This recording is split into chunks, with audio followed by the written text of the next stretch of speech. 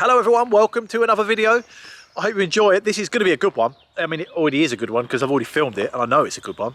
We're at the repair shop. It's the end of the day. The sign's all covered up. And this is a sad day. We're starting the video with a very sad note. This is officially the last day Dan and I are going to be at the repair shop together. Dan is leaving. We spend a lot of our lunch times here plotting and planning and making plans and dreaming up ideas of things to film for YouTube. We're constantly sort of bouncing ideas off each other, and that's not going to happen anymore. Well, maybe via text, but yeah, this is it. The end of an era. Dan Cross is moving on. I'll see you in the workshop next week. Yeah, I'm still editing all of this, but hey, you're not at the repair shop anymore. You've been here for, how long have you been here? 4 years. So you only missed the first year and a bit. But that's it. The show is honestly not going to be the same. The little shot of the robin that lands just on the little fence post, and there's all that nice shots of the horses in the background ploughing the field. That's this guy. Such a good job. Things as well. Yeah, he does actually film some of the process of us actually fixing things as well, but the best bits are all the animals. Yeah. Anyway, that's enough sad news. I hope you enjoyed today's video. It is going to be a good one. Welcome to another video. Thank you for joining us. 7:30 in the morning, Sunday morning. This is by far the best time to be at the workshop. The yard is completely empty. There's nobody around. The gates are shut. There's nobody here. Happily I have my roller shutters up and nobody's going to bother me. It's lovely. Brother Dan is on the way. We are going to have a good, productive day. Hopefully it will go well. This evening I have to head down to the repair shop and I'm there all week. So that's going to halt production a little bit. It will be really nice to have Dan up here because I've been staring at this jig and the Ranalahs and the fixtures for so long. It's kind of doing my head in a little, it's making me go a little bit mad. I think it's just like, it would be really nice to just get a fresh pair of eyes in, especially Dan's eyes, because he's got quite a good mechanical brain. So I think he'll look at things that I've been trying to solve and be like, well, why don't you just do that? It's obvious. So he does that to me all the time. For now, I'm going to get in, have a bit of a tidy up, because yesterday it was a busy day here and I've left the whole workshop in absolute chaos. So I'm going to have a bit of a tidy up, bit of a sweep up before Dan gets here. Dan is here now. He's already straight to work, overalls on. You know he doesn't want to be on camera. He said this before, he doesn't really like being filmed. He's come down to give me a hand not to be on camera, but I will try my best to film as much as I can, even if it's Dan's arm or his back or something like that, but we'll see. The first thing he said was, what are we melting all this in?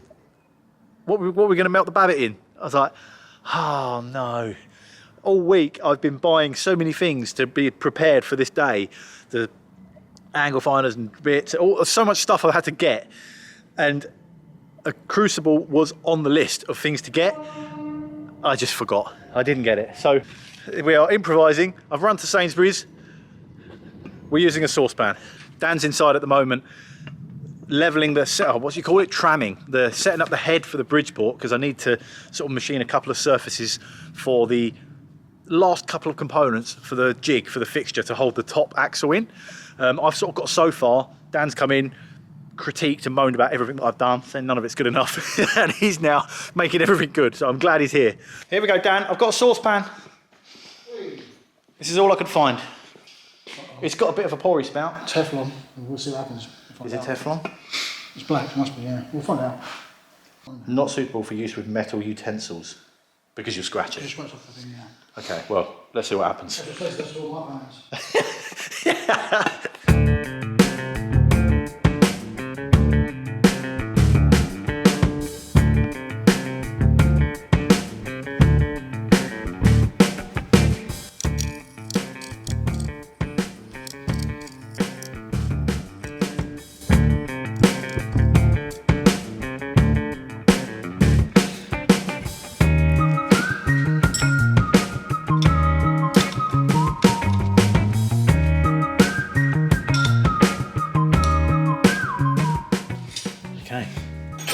So we've already made great steps. Yeah. Now the head is somewhere near square.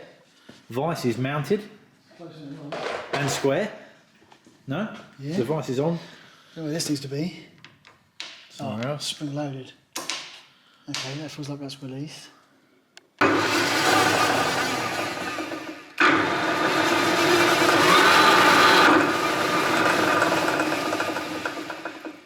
go backwards.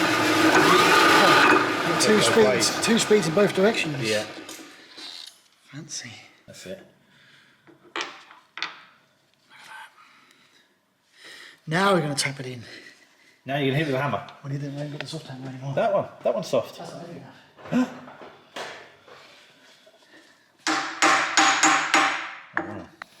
Right, done. This is it. You ready?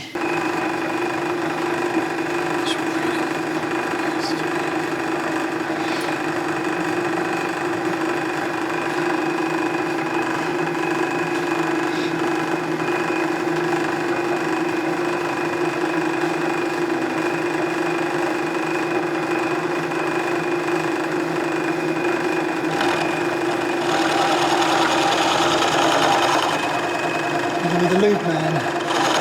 Yeah.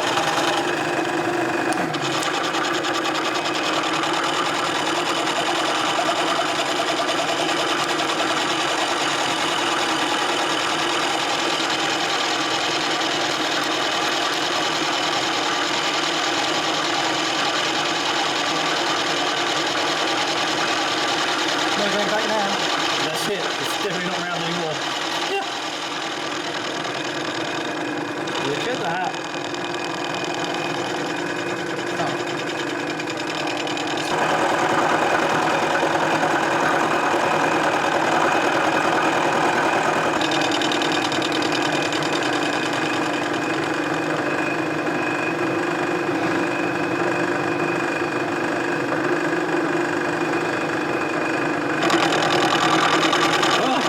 Spray you with it.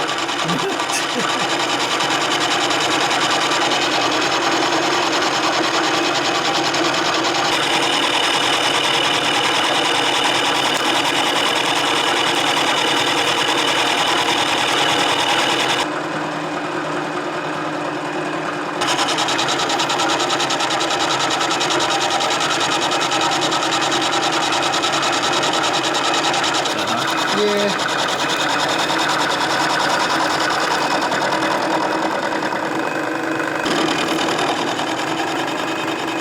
I reckon that. That is as far as we dare go. No? Yeah. That can be the side that we're going to weld to the upright. Yeah. And you want a flat. But then we can have the gauge on. so we can flip it over and have a flat the same on the other side, dead on opposite. Because that's what we're interested in, is it being flat to that? The whole point is it's completely opposite, yeah.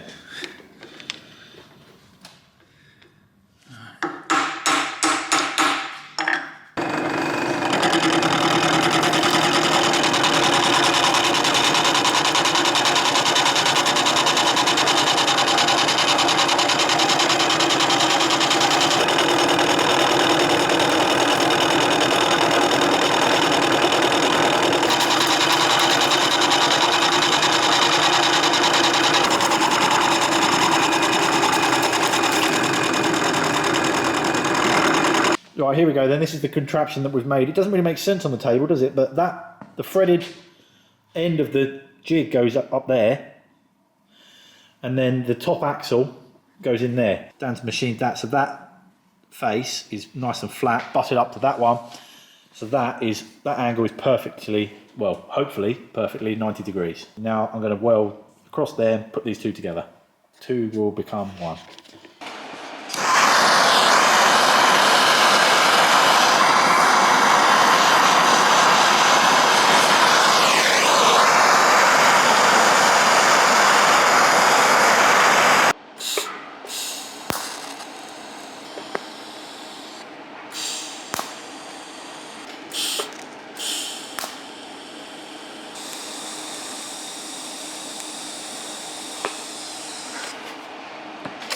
Lovely job. Happy? Yeah. That'll do. Okay. Square. Oh, it's upside down? Oh no, stop. Is it? No. Is it actually? I didn't even check. Dan, this is not... I just didn't even check. I thought that's exactly the sort of thing that happens to me. I was watching you. Oh my God, good job you're here. Right, we're there. We've finished the last bit. Well, Dan's finished the last bit. I've just welded it together. We need to take it all out and give it all a good clean. Everything needs one last clean. Then we're going to start working on assembling the jig. which is a bit like a kind of kebab skewer of washers, nuts, spacers and parts and everything else. So there's quite a lot to do. I'll probably set the camera up and leave it going whilst we stack it all up.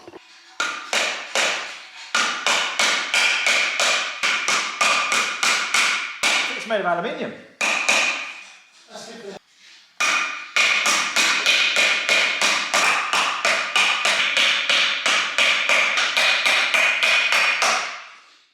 Oh, look at that. That's more the solution. Hey, long reach spout, we can get right in there. Yeah. Right, keep going. Yeah, keep going. Yeah. Okay, well. You probably look through the back. If you look through the back of the machine. Oh, don't look bad, don't I tell you what. Oh. You might want to get the camera and have a look at that. So it's hard to tell on here, but the hole around there is pretty good. Best bit is around the back. That's looking really good, as in centred in the hole. So this is what we just welded together. It fits on the top part of the jig. I've drilled a hole sort of partially through here, about 50mm up to that there. So the threaded rod comes up and pokes through, hits there, and then I can use the hand wheel adjuster on the bottom to adjust the height of that. That is centred in that hole. Not bad for a first go of like just balancing it all in. The thread's the right length, the top's working. It all seems to be, no? It's all working well. Touching the floor. Then we've got a bit to deal with there, but this is a washer that we're going to seal against there. Then we're using these sort of, what would you call these? Angle finding blocks. Digital protractor. Digital protractor, there you go. We've used these to set the level on the machine, sort of wedged that up and got that level. Then we're using the adjustable feet on the bottom of the jig to sort of match it, and we're using these. These also sit. Oh, look. 0.5. This is kind of a sealing paste, so we're smearing the top of the washer, and then we're going to do the nut up, and it's going to seal against the frame. Here we go. Can we see the squidge? Put the nut in there. Some sort of help. Come on. Oh yeah, promising. Oh yeah, look. Promising. There we go. That's quite satisfying, isn't it? Did you put the washer in the spacer? Yeah. The half. Yeah. When we pour the molten babbitt in through the top in this little hole, not in there. Maybe we should have put a washer over there to stop it pouring in the inside. Just don't pour on the inside. Oh. Pour it down there. This whole void inside is going to fill up and ideally not leak, because we put this sealant around there which is going to stop it from leaking. Whether that works or not, I don't know, but I'm full of confidence. It looks alright actually. I might smear a little bit more around the back. Oh, we've got to do the bottom one. So like that. Lovely. And that one. Like Yeah. that. Keyways lined up perfectly. We are up here. 0.1. So it's time to fire up the camp stove. Let's see if we can melt this babbitt. There you go. God, they're heavy, aren't they? Yeah, they're really heavy. That's 1 kilo each. I thought 2 kilos, that'd be loads. Oh, they sit in there beautifully. That's going to be just the ticket for that. it? Yep. Go and get the lolly sticks.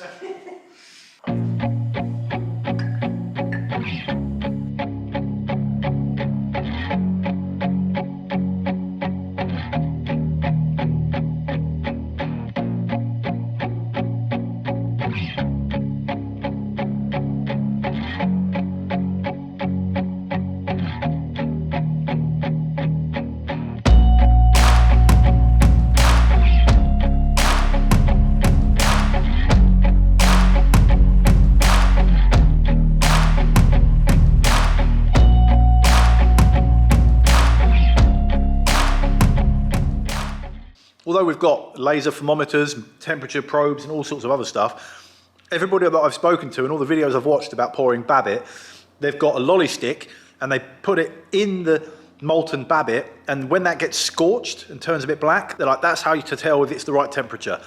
So I've gone back to Sainsbury's and we've got some ice creams. we have to eat them because we need the sticks. Obviously. It's the only way. I've got a pack of 6 just in case we might do it wrong. Right, here we go. Are you there? That's it. It's scorching the lolly stick. All right. We're there. We're up to temperature. Okay.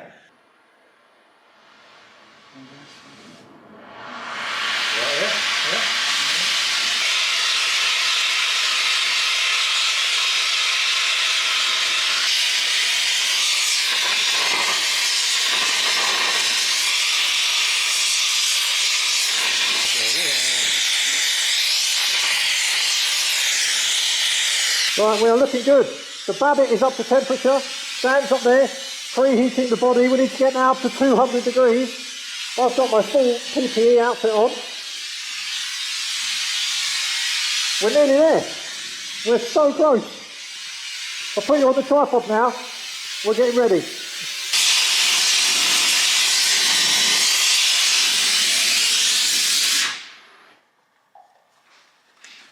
think it's molten. Oh, that's brilliant. Okay, here we go. Here it goes. Ready? Yeah. Keep an eye on the bottom, see if it's coming out. Oh no, I don't think inside. Yeah, keep going, keep going. Oh, look! Oh! Yeah, that's the shape. Let me mark drink though. It looks like it picked up a bit of shit with it, but that'll probably flick off afterwards, won't it? Look at that. That's the pattern you wanted, isn't it? Good as new. That's gone so well, hasn't it? It's got that little bulge It's up. very tempted to give it that black bit, but I don't know if it'll make Yeah, it there's this one bit of little contaminant up there, but it's not. I mean, that's not doing anything. It's on top, isn't it? It doesn't matter. And the best thing, not a drop. I was half expecting it all to be pouring out there. As quick as I'm pouring it into the top, it's all coming out the bottom. But that's got it. How nice and even that looks. I'm very sorry to interrupt the video at this point. I know it's just about to get good. Given the footage from the weekend with brother Dan to filming Dan. We're going to call you filming Dan or editing Dan or just Dan? Just Dan. He's looked at it and then called me up and called me all sorts of names because apparently I've messed it up. I was really excited for him to see it, but it's not good news, unfortunately. Apparently, me in thick leather gloves with a big massive blowtorch, he trying to heat up the Ranalah, having the molten pot of babbitt there on the side. It's too much stuff going on. I knocked the ISO on the camera to, what did I knock it to? Maximum. Maximum. The absolute maximum it could go. The absolute maximum it can go. Because I don't even know what it means, but Dan is livid and I've messed it up. Dan sets the camera up for me. He's like, just leave it like that. Just press the red button, press record, and then stop. And clearly I can't be trusted. This is what happens, Dan. This is why I wanted you to come and film for me. The eagle-eyed viewer out there may notice a slight change in quality. Apologies. I hope it's still watchable. Typical, it's the most critical part of this whole Ranalah build. I'm sorry, it's Dan's fault, because if he had come down and filmed it, you would have been able to see what was going on. Sorry.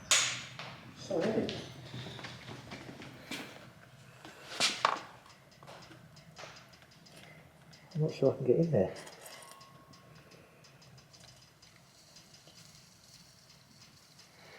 Oh, it's still coming out. We've had a blowout. Oh, what do you think? Running down the. Oh, is it down the thread? Where's it getting out? Oh, that tiny little hole there. But it's not even at the. Because that'd be between the washer and the bushing then. I know there's no washer on this one, was there? There's no washer. I had such confidence after we were both like, that's brilliant. The first pour went so well, full of confidence, went straight on to the next one, and it's leaked and poured all over the floor. Luckily, we didn't pour the entire pot's worth all over the floor. No, the precious material. Yeah, the precious, expensive material, but we'll keep those bits and remelt them. One tiny little pinhole underneath, tiny little hole. I guess when there's 200 and something degree molten metal pouring through, it's going to make a mess. But yeah. All right, well, we've got some repair work to do, and we'll try again in a second. Oh, it comes off easy enough at least, once it's drying.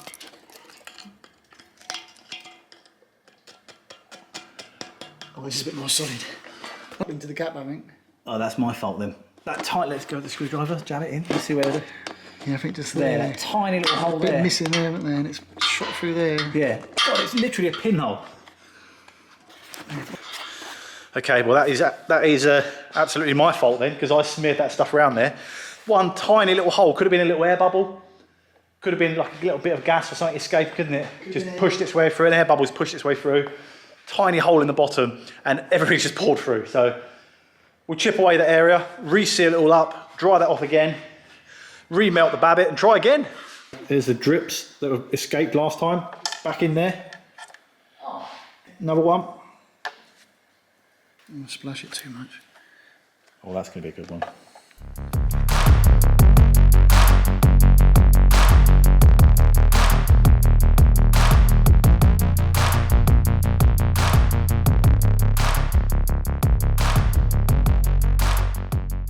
Here we go. Take two.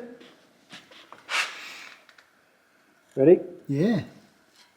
I can't, I need to do it in the middle. No. Keep your eye on the floor. Yeah, it's not. It's doing the business. Something's happening.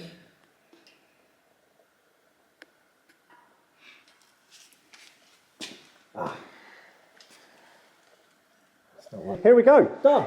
Pour number two, the lower threaded nut. What do you think, Dan? Went well? Yeah, I think it was successful.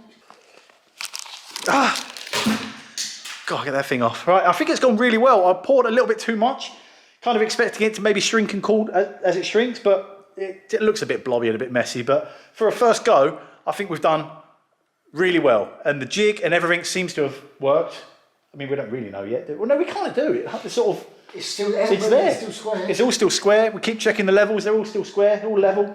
Yeah. That just needs to sit and cool. So it's probably time to make a cup of tea, have an ice cream. We've got two ice creams left. Yeah, we'll have an ice cream, a cup of tea.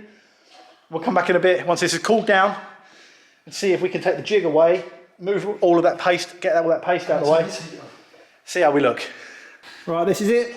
You can hold on to it. It's cooled down. I'm going to hold on to it, sorry. It's cooled down, but it's still hot though. It's still 50 odd degrees. Getting tan down here. Oh, you better feel it, I guess. That'd be the first bit to go, the bit you got in your hand. Oh! Oh! Hang on. Did you really get it? Hang on. Okay, you grab the axle. I'll get that bit. Yeah. Brilliant. That did its job. Yeah. Perfect. Even they're warm. Dear me.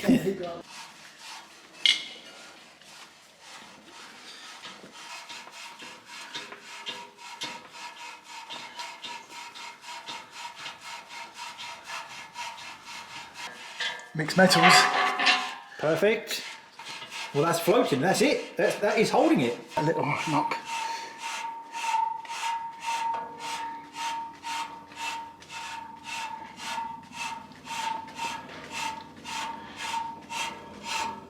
That's very messy, that one. I'm a bit sad about that. The jig is off. The parts are officially in. Just need to break this bond. Cool. Straighten your toe. What's that that's still in there? Does it have a bottom on it? That's the washer. That's the spacer.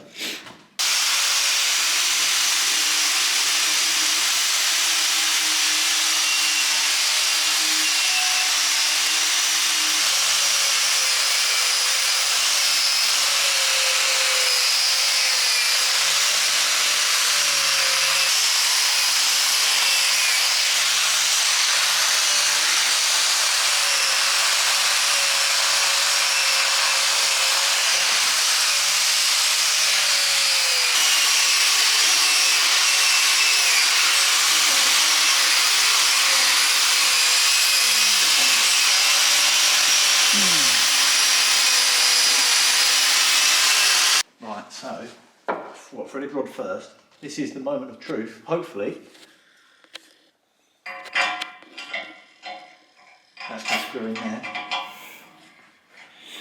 A bit close. It's a bit stiff. Probably have done with running the tap for it first, shouldn't I?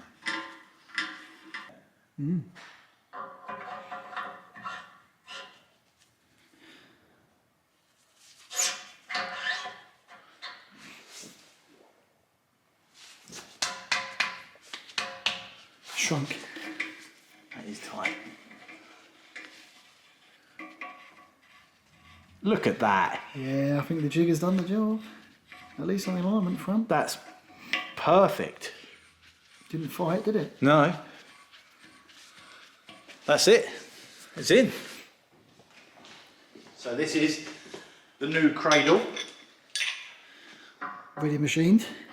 I just nicked it off my other machine, yeah.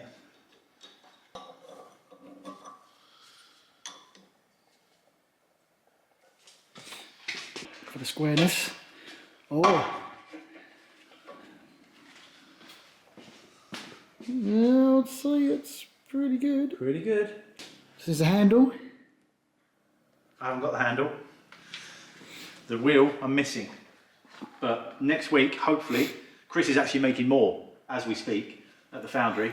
So very soon I'll have more lower wheels. This will get a new wheel. Well, what have we learned from that crazy weekend? Overall, I'm so pleased. Having Dan up to help with the port and he's having his brain, especially helping with the bridge port, was so helpful. Dan, say bye. See you later. One of the biggest things that's been a bit of a debate in the comments as well is the tinning of the parts. The idea was to tin the parts, to tin the housing, so when I poured the babbitt in there, it would kind of wet it into the parts, but the bond would be stronger. So I've set two parts with the babbitt. The top one, I tinned both parts. The bottom one, I did not tin the housing, and it's made absolutely no difference at all. Will this pour that we've done stand up to the test of time? I need to get the top axle set and then actually start using it and testing it and making some shapes and making some domes and having a go and putting it through its paces to see if it holds or if it starts working its way loose. I think it should hold. It's the same as the way the original one was set, and they've lasted for 80 odd years. It's weird, after having done it, you go back and look at the original and you see different things. I've spent so long looking at them, but I can see little indents and little witness marks of where there was a sort of sealing washer. So I need to make a couple more components to make sure it seals better so it doesn't leak like the bottom one did. I know a lot of you out there are a lot more experienced than me in these old traditional methods like babbitt and engineering in general. So if anyone out there has got any input, I really honestly do welcome it. Please leave a comment below. I do read them all. I'll try and reply to as many as I can. It's just really helpful. If anyone out there is willing to share their knowledge and share their experience, I'm all ears. I hope you enjoyed the video, despite the lack of quality and my incompetence of using this camera. But it was good, it's a success. The babbitt worked, I'm really pleased. We are a huge step closer to getting these wheeling machines finished. Stay tuned for the next video because they're going to get better and better as we progress through. Thank you so much for watching. Please make sure you're subscribed and give us a thumbs up. And I'll see you next time. Good night. It's such a nightmare pressing these tiny little buttons, honestly. Right, let's hope that's on the right setting. Oh, it's on 125 now, for Christ's sake. I might just have to glue these buttons still. I don't know. No, the shutter, the orange one now, there's one over 125. It's so complicated, this camera. There's so many buttons. I just don't, honestly.